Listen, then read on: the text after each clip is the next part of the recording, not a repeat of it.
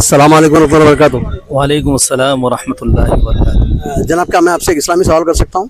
ज़रूर इंशाअल्लाह। आपका नाम? मोहम्मद फरीदुद्दीन है। माशाल्लाह। आप कहाँ के रहने वाले हैं? मैं इरागड्डा सुल्तान नगर का रहना हूँ। माशाल्लाह। हम लोगों से इस्लामी सवाल जवाब करते हैं रास्ते में, ताकि लोगों में इस्लामी अवेयरनेस है और अमल करने के लिए आसानी हो। आज का हमारा सवाल है नमाज़ों के मुतालिक। सवाल ये है कि वो कौन सी नमाज है जिसके पढ़ने से उसका सवाब इतना है कि आदमी को अपने जिस्म की हर जोड़ के बदले सदका देने का सवाब मिलता है। वो कौन सी नमाज है? देखिए, वो नमाज फ़जर है जो सबसे ज़्यादा अहमियत वाली नमाज है। अल्लाह तबारक ताला ने हम इंसानों को दुनिया में किस मकसद के लिए भेजा? अपनी इबादत के लिए भेजा।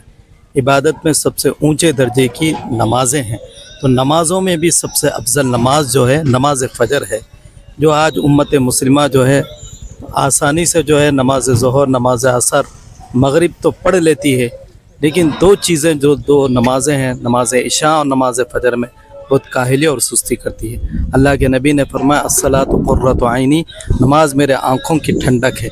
अगर जो उम्मती नमाज़ों का एहतमाम करता है तो गोया उसने रसूलुल्लाह सल्लल्लाहु अलैहि वसल्लम के आँखों को ठंडक पहुँचाई। इसलिए हमारे आने का मकसद दुनिया में और हमारी सबसे ऊंचे दर्जे की इबादत नमाज है।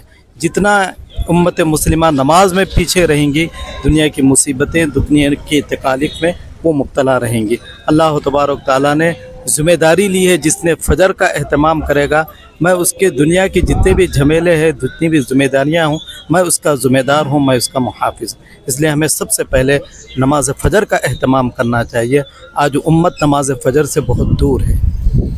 माशाल्लाह, जज़ाकल्लाह खैर। आपका जवाब किसी हद तक ये इसमें सही है कि फ़जर की नमाज़ के ताल्लुक़ से, फ़जर की नमाज़ की सुन्नतों के ताल्लुक़ से नबी सल्लल्लाहु अलैहि वसल्लम की हदीस है कि खैरुम मिनद दुनिया व मा फ़ीहा, दुनिया में जो कुछ भी है उससे बेहतर है 2 रकात नमाज सुन्नत।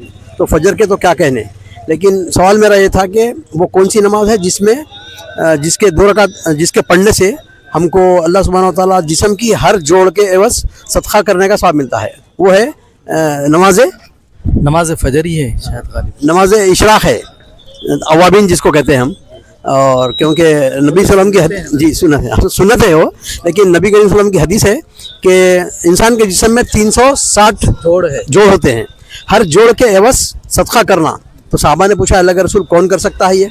तो आपने फरमाया कि जो सलातुल दुहा अवाबिन पढ़ेगा उसको इतना सवाब मिलेगा।